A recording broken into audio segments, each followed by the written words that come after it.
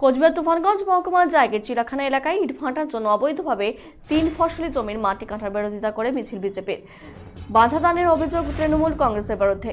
অভিযোগ অস্বীকার তৃণমূলের। ঘটনায় সাময়িক উত্তেজনা তৈরি হয় চিড়াখানা 1 চিপের শিববাড়ি এলাকায়। ঘটনার খবরে ঘটনাস্থলে পৌঁছায় তুফানগঞ্জ থানার পুলিশ। এই বিষয়ে নাটাবাড়ি কেন্দ্রের 3 নম্বর মণ্ডল সভাপতি চিরঞ্জিত দাস অভিযোগ করেন যে জায়গার চিড়াখানা এলাকায় একটি ইট ভাটার জন্য অবৈধভাবে 3 ফসলি জমির মাটি কাটা হচ্ছে।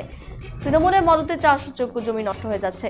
এর বিরুদ্ধে জমির মালিক প্রশাসনের দ্বারস্থ হলেও প্রশাসন কোনো ব্যবস্থা গ্রহণ করছে না। তাই স্থানীয় বিজেপি নেতৃত্বের কাছে অভিযোগ করেন তারা।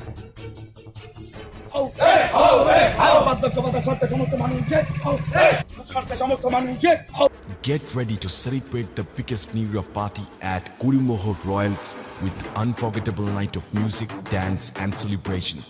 For more information, call us at 99326 22228 or 03582 222 বিষয়টা হয়েছিল যে আমাদের জায়গির চিলাখানা 870 নম্বর বুথে একটা অবৈধ মাটি কেটে ইট তৈরির কারখানা তৈরি করেছে তৃণমূলের নেতারা, এবং সেই জায়গায় যে 3 ফসলি জায়গা রয়েছে সেই জায়গাগুলো রাতের অন্ধকারে তারা জেসিবি বিভিন্নভাবে মাটি কেটে নিয়ে সেই জায়গায় স্টক করে ইট তৈরি করে ভাটায় ভাটায় তারা পৌঁছে দিচ্ছে গাড়ির মাধ্যমে।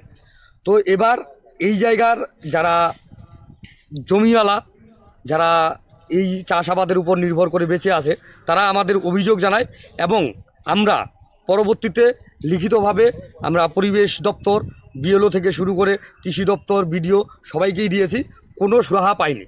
আজকে আমরা দেখলাম যে আমরা একটা জমায়েত হয়েছি এর বিরুদ্ধে মিছিল করবার জন্য।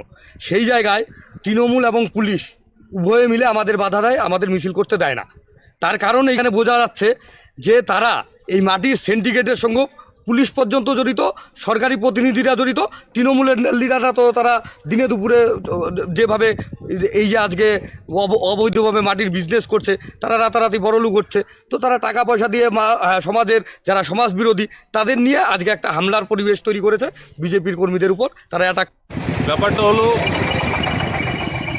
বিজেপির কেন্দ্র সরকার পশ্চিমবঙ্গকে হেয় করার জন্য, পশ্চিমবাংলার মানুষের পেটে লাথি মারার জন্য তারা একদিকে 100 দিনের কাজ বন্ধ করেছে, যেখানে আমাদের যারা গরিব পরিবারগুলো আছে, যারা 100 দিনের কাজের উপর নির্ভর থাকতো, এমজি এনার্জি যে অ্যাক্ট, সেই আইনটা পর্যন্ত তারা রদ করে দিয়েছে। তারা পশ্চিমবাংলার মানুষকে ভাতে মারার চেষ্টা করছে।